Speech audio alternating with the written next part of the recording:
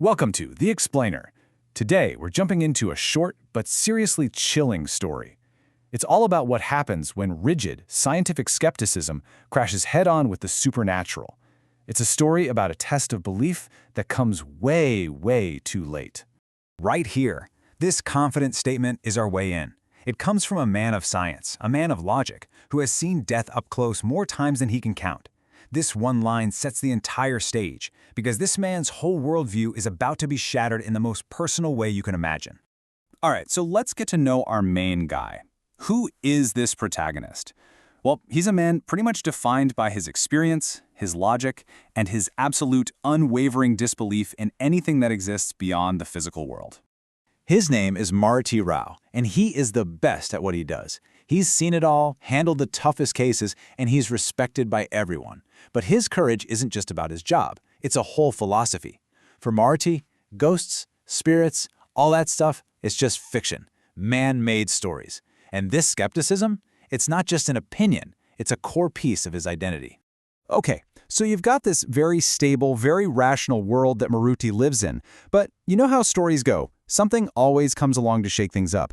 And in this story, that something arrives in the form of a quiet, kind of unassuming new colleague. So Dr. Sawant, Maruti's friend, assigns him a new assistant named Deepak. And wow, the difference between these two is immediate. You've got Maruti, the outspoken, confident veteran, and then you have Deepak, the new guy who's quiet, just taking everything in. It's the classic skeptic versus the mysterious newcomer. And as we're about to find out, this isn't just a clash of personalities, it's a clash of realities. And where does this all go down? In the postmortem room. This cold, clinical space is about to become an arena, a place where two completely different worldviews collide, all centered on a silent, lifeless body on the table. So, Maruti gets to work, starting the autopsy just like he's done countless times before.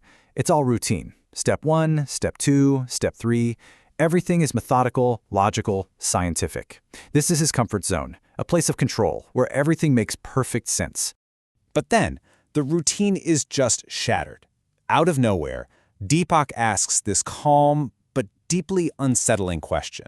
It just slices right through that clinical atmosphere and introduces this personal, really chilling idea. It's the first tiny crack in Maruti's fortress of logic. And from here, things escalate. Maruti just laughs it off, right? Calls it all man-made stories. But Deepak's response is fascinating. He doesn't argue. He just says that whether you believe something or not doesn't change the truth. When Maruti taunts him about it, Deepak gives this quiet, final warning. Spirits could be right there in the room with them. A warning Maruti angrily dismisses.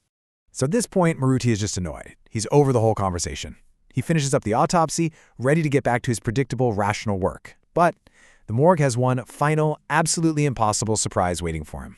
He turns and he sees another table, one he hadn't even noticed before, and on it, a body covered by a white sheet. His professional instincts kick in. He walks over, probably just thinking it's the next case, another puzzle to solve. He moves closer to read the name on the toe tag. The name is his own.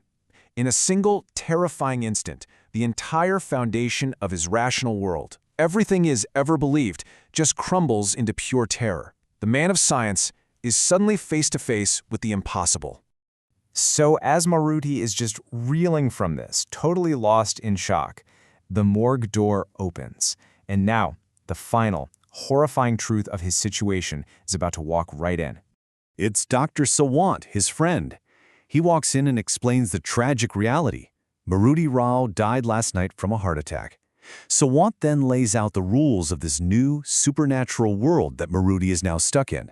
See, the spirits of people who die suddenly, they often don't realize they're dead. They just keep going on with their routines, trapped in a loop, exactly like Maruti was just doing.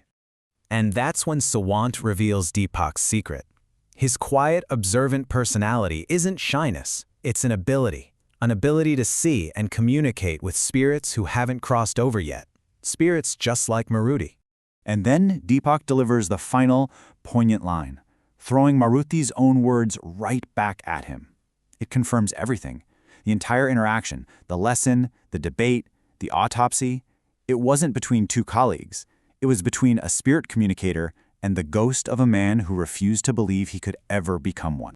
So the story leaves us with this really provocative thought, you know? It forces us to question the limits of our own perception. Is being a confident disbeliever enough to protect you from a reality you don't understand?